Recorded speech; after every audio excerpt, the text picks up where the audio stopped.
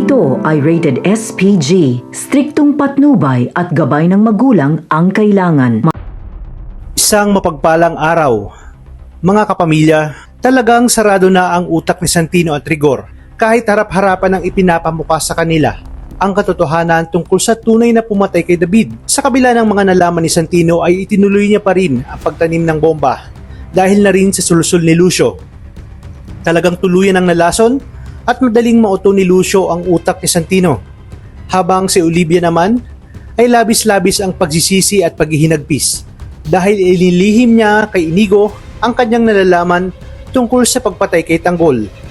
Sugatan naman si Paeng habang si Fatima ay nakaligtas dahil kaagad nga siyang umalis matapos ang kanyang mga pasabog na revelasyon. Sa kabilang banda, agad na tinawagan ni Colonel Romero si Rigor para pamunuan ang investigasyon tungkol sa nangyayaring pagsabog. Sa kanyang pagdating sa crime scene ay nakita niya ang mga sugutang sibilyan at sinabi niya sa kanyang sarili na siguradong wala na si Tanggol na tila ba tuwang-tuwa pa. Na siya namang sinalungat ni Mando, tinanong kung bakit tila natutuwa pa daw si Rigor kung totoo mang kasama si Tanggol sa nangyaring pagsabog. Sumagot si Rigor na dapat lang umano yung kay Tanggol dahil pinatay nito ang kanyang anak na si David.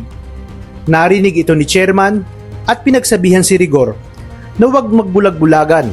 Iginiit pa nito kung bakit nagawa pa umanong kampihan ni Rigor ang taong tunay na pumatay kay David na siya ngang si Miguelito, na siya namang ikinagulat ni Rigor.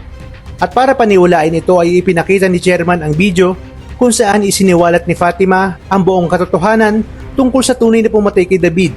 Kaya naman dito mas lalong nagalit si Rigor dahil alam niya umanong binayaran lang ni Tanggol si Fatima at ginamit pa ang pagkamatay ni David para makuha ang simpatsya ng taong bayan. Ngunit sa patuloy nilang pag-iimbestiga at nang napanood nila ang CCTV sa presinto ay malinaw at kitang-kita na si Santino ang may gawa ng pagsabog at nagtanim ng bomba na labis niyang ikinagulat dahil ibig sabihin nito hindi lang isa kundi napakaraming sibilyan ang namatay dahil kay Santino. Malinaw na patong-patong na kaso ang pwedeng maisampa kay Santino pag nagkataon. Sisisihin niya ang kanyang sarili dahil siya ang nag-udyok kay Santino, ngunit hindi niya inakala na sa ganitong paraan, kaya ibubuntong niyang muli ang sisi kay Tanggol dahil ito na umano ang ugat ng kasamaan at kamalasan na nangyayari sa kanilang pamilya. Sa kabila nito ay humingi siya ng tulong kay Mayor Roberto para malinis ang pangalan ni Santino. Hindi niya ito ipinaalam kay Mando dahil alam niyang kokontrahin siya nito.